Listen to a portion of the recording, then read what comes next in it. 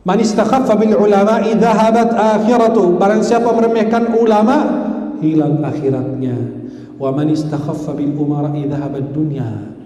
Barang siapa menghina penguasa, hilang dunianya.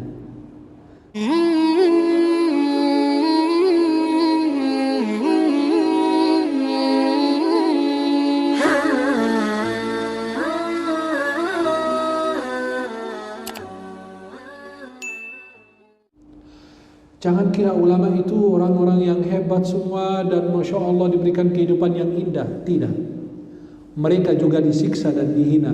Maka penjara untuk para ulama itu bukan hal yang aneh, hal yang mengejutkan kita. Jangan terkejut. Bukan para ulama yang masuk penjara. Nabi Yusuf juga sudah masuk penjara kok. Nabi Muhammad sudah dikurung bersama keluarga yang bersekitar 3 tahun di Syekh bin Abi Thalib. Nabi aja sudah kena. Kemudian Nabi Yusuf masuk penjara. Maka penjara itu bukan sesuatu yang baru. Itu sejak dahulu biasa. Ulama itu masuk penjara itu hal-hal yang biasa. Maka bagi ulama itu banyak yang masuk penjara seperti Nabi Yusuf. Kemudian ada seorang tabi'in namanya Sa'id bin Musayyib, beliau masuk penjara. Imam Abu Hanifah Nu'man, pendiri mazhab Hanafi, beliau masuk penjara.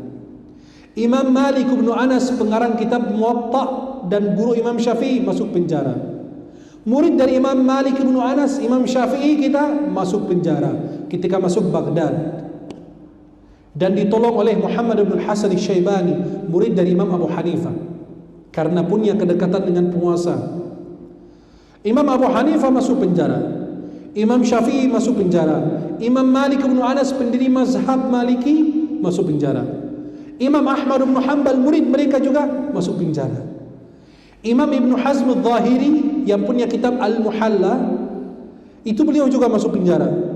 Imam Al-Izz bin Abdus Salam, Sultanul Ulama, juga masuk penjara. Dan mereka bukan masuk penjara sekedar penjara kayak orang-orang lain, cuma kerjaannya tidur, makan. Tidak, mereka di penjara berkarya. Mereka anggap ini apa? Khulwat. Mereka sedang berkhalwat, menyendiri dari manusia. Imam Asyuti berkhalwat, mengeluarkan banyak kitab-kitab buat kita. Karena ulama kalau aktif di luar pengajian terus, kapan berpunya kitab? Maka kalau berkhalwat itu jadi momentum bagus buat mereka. Maka Imam Ibnu Taimiyah ketika mau diusir atau mau dipenjara, kata beliau, "Ma yaf'alu bi a'dai?" Apa yang dilakukan musuhku kepadaku? Kalau mereka mengurung saya di satu penjara, itu penjara itu sebagai khalwat untuk saya. Fasijni khalwah. Kalau mereka mengurung saya, itu yang mereka tempatkan di dalamnya itu penjara, itu sebagai apa? Tempat ibadah saya. Dan surga ada di dalam dada saya. Kitab-kitab, beliau ngaji, beliau nulis. Apa? Mereka ini ulama senang dengan hal demikian. Itu menggugur dosa, mengangkat derajat mereka di sisi Allah. Imam Ibn Hazm al-Zahiri masuk penjara. Imam Al-Izz bin Abdus Salam masuk penjara. Imam Ibn al-Hajib al-Maliki masuk penjara. Syekhul Islam Ibn Taimiyah masuk penjara. Imam Ibn al-Qayyim masuk penjara. Imam Al-Amir San'ani, ulama top di negeri Yaman pada saat itu, dan beliau mensyarah, menjelaskan banyak kitab dan punya musannaf As-San'ani, Imam Al-Amir San'ani. Itu semua ulama ini masuk penjara, dan belum lagi yang saya belum sebutkan, banyak sekali. Maka itu hal yang wajar buat mereka. Halo? Halo? Masih hidup? Halo? Halo? Ini lagi serius apalagi ngantuk? Maka penjara bagi ulama bukan sesuatu yang asing. Mereka ini biasa masuk keluar penjara, itu hal biasa. Karena untuk menyuarakan kebenaran itu kadang-kadang susah. Halo? Jelas? Ulama ini, saya ingin mengakhiri, ulama ini bukan orang ma'sum, bukan orang yang suci. Ulama ini sama dengan manusia lain. Kadang-kadang dia salah, kadang-kadang dia benar. Kalau dia salah, jangan menisbahkan kesalahannya kepada Islam. Tuh, Islam begitu, jangan. Kesalahan individu. Kesalahan pribadi. Semua ulama begitu, ada kesalahan. Berarti bukan karena dia bukan maksum berarti saya nggak harus menghormati wajib. Menyakiti tidak boleh. Menghormati ulama wajib, menyakiti tidak boleh. Dan yang tidak harus itu mengikutinya. Imam Abu Hanifah ulama besar. Imam Malik bin Anas ulama besar. Tapi saya hormat, saya takzim kepada beliau-beliau, tapi nggak wajib mengikuti beliau. Saya ikut mazhab Syafi'i. Halo? Jelas? Hormat wajib. Mereka ini bukan maksum. Mencintai, menghormati ulama itu wajib, tapi nggak harus saya mengikuti. Harus bedakan antara hormat dan tidak mengikuti beliau. Akan tetapi kalau ulama itu bersalah, kita berbaiki kesalahan dengan bijaksana. Kalau ada kekeliruan, ada kesalahan, kita berbaiki dengan bijaksana. Tanpa kita mencaci maki, apalagi menghina, merendahkan martabat mereka. Ibnu Mubarak mengatakan, barang siapa meremehkan ulama, hilang akhiratnya. Halo? Barang siapa, Imam Ibnu Mubarak mengatakan, man istakhaffa bil ulama'i dhahabat akhiratuh, wa man istakhaffa bil umara'i dhahabat dunya, wa man istakhaffa bil ikhwani dhahabat muru'atuh. Kalau anda meremehkan, menghina ulama, hilang akhiratmu. Ambillah duniamu secukup-cukupnya, sebanyak-banyaknya silakan, sepuas-puasnya. Lo besok jatuh turun, habis diinjak semua orang. Nanti lo mati, yang kamu cari adalah ulama memandikanmu. Kalau tidak, kita bungkus, kita buang di kali, kita buang di pinggir jalan. Karena kau nanti butuh ulama. Tapi tidak harus saya selalu membutuhkan orang yang punya harta dan jabatan. Anda mati cari ulama memandikanmu. Kalau tidak, Anda dibuang busuk di pinggir jalan. Yang memandikanmu ulama, yang mengubur Anda ulama, yang mentalkinkan kalimat tauhid ulama. Nanti Anda di akhirat kepingin mau syafaat dari para ulama. Maka jangan sombong dengan apa yang Anda miliki. Kalau Anda pintar, ada lebih pintar. Kalau Anda kaya, ada lebih kaya. Kekayaan Anda tidak seperti kekayaan Qarun. Fakhasafna bihi wa bidarihi al-ard. Allah tenggelamkan dia dengan hartanya. Kalau kalian baca kisahnya, mengajukan harta kekayaan yang dimiliki oleh Qarun, apa yang dia lakukan? Ditanya, apa yang kau peroleh itu dari mana? Sombong dia. Qala innama utitu ala ilmin indi. Aku peroleh ini semua karena ilmu yang saya miliki. Ilmu apa kau miliki? Semua karena anugerah Allah. Kita tidak bisa apa-apa kalau bukan izin Allah. Anda ditenggelamkan sebagaimana Qarun. Jabatan Fir'aun tuh lihat, Allah tenggelamkannya di laut. Allah remehkan dia, bahkan Allah abadikan dia sebagai bentuk atas kezaliman setiap masa. Maka barang siapa menghina para ulama, hilang akhiratnya. Ambil dunia sebanyak-banyaknya. Anda mati mau dimandikan ulama, nanti mau disolatkan ulama, mau dikafani sama ulama. Karena orang bodoh, orang jahil, nggak ngerti. Perlu ilmu. Memandikan mayat itu perlu ilmu. Bukan cuma asal-asalan mandiin kucing.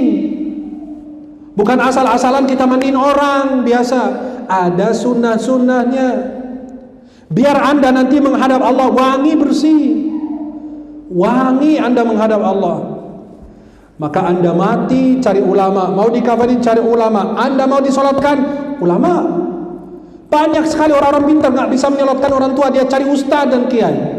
Halo, Anda mau dikubur sama ulama, mau diazanin menurut sebagian orang pakai ulama juga. Anda mati, keluargamu mencari ulama, harta warisanmu diapain nih? Kucing-kucing yang ditinggal sama dia itu dapat berapa ini harta warisan? Maka cari ulama lagi. Tahlilan, yasinan, cari ulama lagi. Hei bodoh, jangan macam-macam sama ulama. Saya bilang hormat wajib, memuliakan wajib, mengikuti mereka tidak wajib. Tapi jangan sekali-kali Anda mencoba merendahkan, apalagi meremehkan.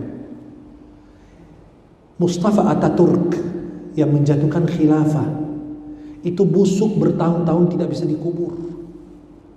Itu sampai saat ini dinyatakan oleh sebagian orang yang masuk ke area makam Mustafa Kemal Ataturk itu di Turki, itu bau nggak enak, maka disemprot wangi pengharum ruangan, biar orang-orang masuk itu tidak mencium bau yang busuk. Kenapa? Menjatuhkan khilafah dari zaman Sayyidina Abu Bakar sampai terakhir Abdul Hamid kedua, itu khilafah terus berlanjut. Gara-gara manusia seperti itu dijatuhkan khilafah, Allah jatuhkan dia. Dia mengalami penyakit yang luar biasa. Di akhir hayatnya baca kisahnya, biar kalian mengenal orang-orang seperti itu. Ish ma syi'ta fa innaka mayyit. Hiduplah sesukamu, kamu suatu hari mati. Ya. Wa ahbib man syi'ta fa innaka mufariqun. Man istakhaffa bil ulama'i dhahabat akhiratu. Barang siapa meremehkan ulama, hilang akhiratnya. Wa man istakhaffa bil umara'i dhahabat dunya.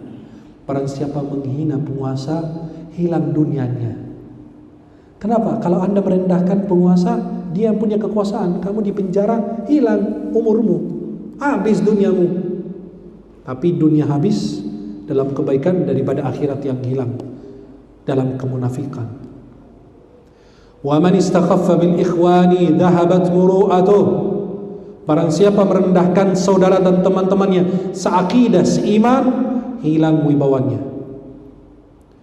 Abu Sinan mengatakan, "Idza kana talibul ilmi qabla an yata'allama al-mas'alah fi ad-din yata'allamu al-waqi'ah fi an-nas mata yuflih." Kalau seorang penuntut ilmu belum belajar ilmu yang benar, dia belum mendalami agama, sudah mencaci maki orang lain, apalagi ulama, kapan dia beruntung, kapan dia meraih ilmu bermanfaat? Belum bisa istinja yang benar.